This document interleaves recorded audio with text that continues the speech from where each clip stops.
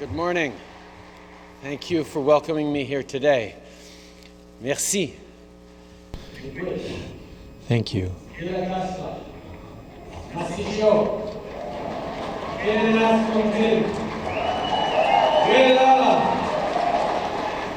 keep going to the 60 of them, and we only have 20 minutes. Before I begin this morning, I'd like to recognize the Algonquin Nation, on whose traditional territory we are gathering. We acknowledge them as the past, present, and future caretakers of this land. Elders, youth, National Chief Bellegarde, members of the AFN Executive, and Chiefs in Assembly, thank you for the opportunity to be here with you today. When I last joined you in July of this year, I said that I hoped you'd invite me back, whatever my job description might be. I'm so glad you took me up on that offer. As you know, just a few things have changed since we last met, but there are many things that endure. Meeting with Canadians, hearing your stories, and through those conversations, getting a better sense of what it is that people are going through. You can't be an effective member of Parliament if you're not doing those things each and every day, and that's no less true when you're the Prime Minister. La différence, The difference is that my government is now able to transform this understanding into action. In other words, we are now able to create real change, as we underlined in the speech from the throne last week. To carry out this real change, we have to listen to the voices of Aboriginal peoples in Ottawa. To begin, we will do it with our new MPs. Among the 12 Liberal candidates from the First Nations, 8 were elected, and 2 of them, Hunter Tutu from Nunavut and Judy Wilson-Raybould from Vancouver, are now ministers in my cabinet.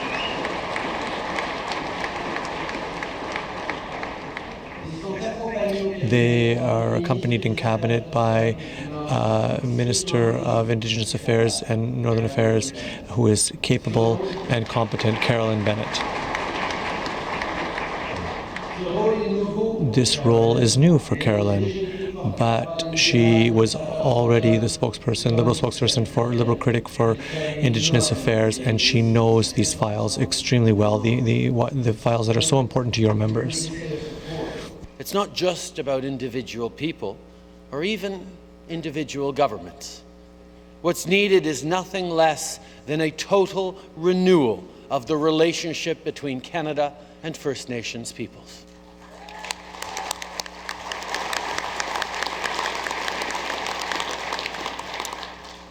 During the election, in the months before, and in the days since, I've made a personal commitment to bring new leadership and a new tone to Ottawa. I promise Canadians real change. That includes not just doing different things, but doing things differently, including the way that we, as a government, approach our relationship with others. History has shown, as the elder highlighted, that taking an adversarial approach is not only ineffective, it can be profoundly damaging. Nowhere is this more obvious than in the government's relationship with First Nations. It is time for a renewed nation-to-nation relationship with First Nations peoples. One that understands that the constitutionally guaranteed rights of First Nations in Canada are not an inconvenience, but a sacred obligation.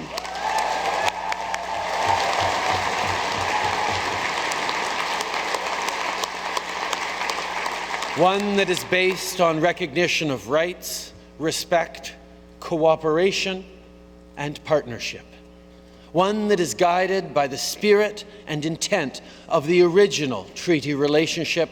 One that respects inherent rights, treaties, and jurisdictions, and one that respects the decisions of our courts. I know that renewing our relationship is an ambitious goal, but I am equally certain that it is one that we can and will achieve if we work together. This is a responsibility that I take seriously, and I have instructed my entire government to do the same. In the mandate letters given to my government ministers, my expectations were clear. I told them that no relationship is more important to me and to Canada than the one with First Nations, Métis Nation, and Inuit peoples. Aujourd'hui,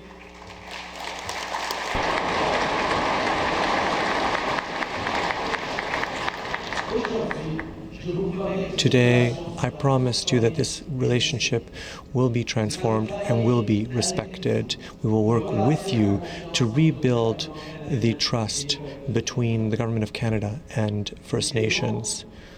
We will say and tell the truth. If we make mistakes, as all governments do, we will recognize them and we will learn lessons from them. We will work together,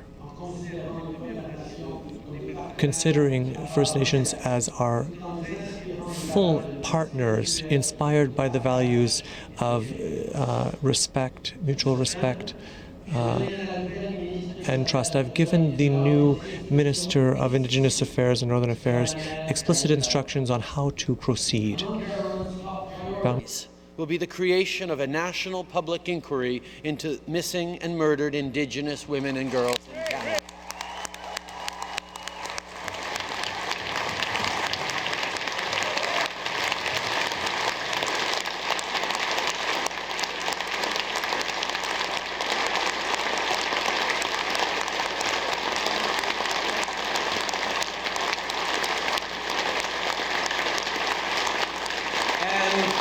I'm already pleased to announce that progress has become, and an update on our progress will be provided to you by Ministers Bennett, Wilson-Raybould, and Minister Patty Hajdu, Minister of Status and Women from Thunder Bay, this afternoon. We have made this inquiry a priority for our government because those touched by this national tragedy have waited long enough. The victims deserve justice, their families an opportunity to heal and to be heard. We must work together to put an end to this ongoing tragedy. A second priority will be to make significant investments in First Nations education. This is one funding area where we know we can't afford to wait, and we won't. Every child and young person living in Canada deserves a real and fair chance at success. First Nations students are no less deserving.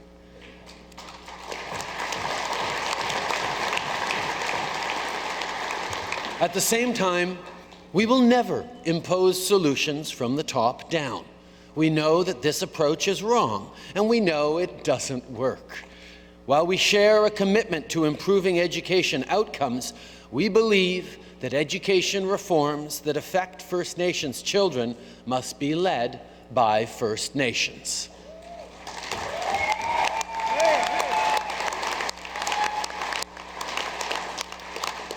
Third, as National Chief Bellegarde alluded to, our government will immediately, as part of our first budget, lift the 2% cap on funding for First Nations programs.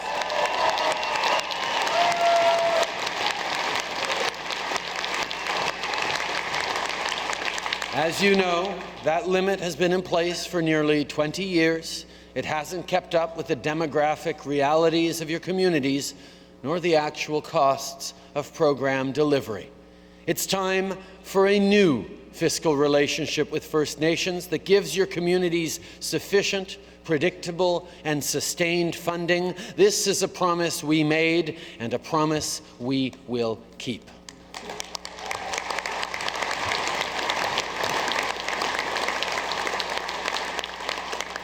Fourth, in partnership with Indigenous communities, the provinces, territories, and other vital partners, we will fully implement the calls to action of the Truth and Reconciliation Commission, starting with the implementation of the United Nations Declaration on the Rights of Indigenous Peoples.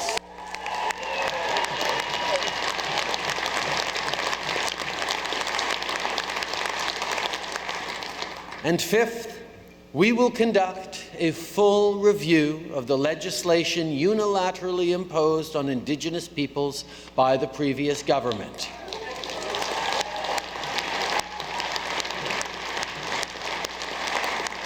Where measures are found to be in conflict with your rights, where they are inconsistent with the principles of good governance, or where they simply make no public policy sense, we will rescind them.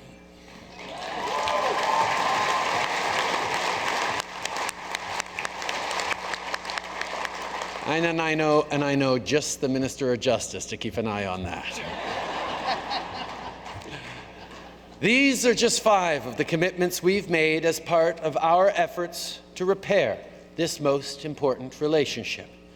There are many other actions we will undertake, from partnering with First Nations as we review and monitor major resource development projects, to providing significant new funding to help promote, preserve, and protect Indigenous languages and cultures, to working together on essential infrastructure projects from water to roads.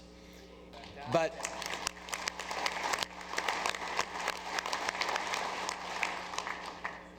in every instance, we cannot do this alone. We need your help and leadership too. We cannot close the gaps between the First Nations experience and those of others without a collective, collaborative, nation-to-nation approach like the one that resulted in the Kelowna Accord. As leaders, that is a responsibility we share.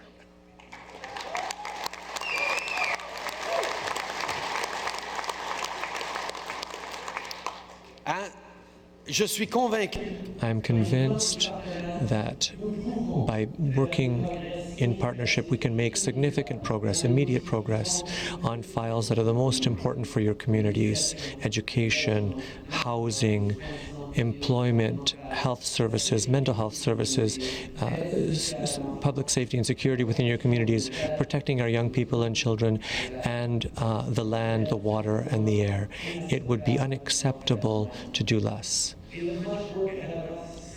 We'll be able to tackle right now. Some, no matter how hard we work, is going to be for future leaders to build on the groundwork that we lay. But we know we walk forward together in the right direction. All of our communities, all of our children deserve a better future, a future that we can offer them by working together. Last met, a respectful, cooperative partnership is not only possible, it is a sacred responsibility inherited from past generations and entrusted to us by future ones. I promise you that I will be your partner in the years to come and hope that you will be mine. We have much work to do together. Merci. Thank you.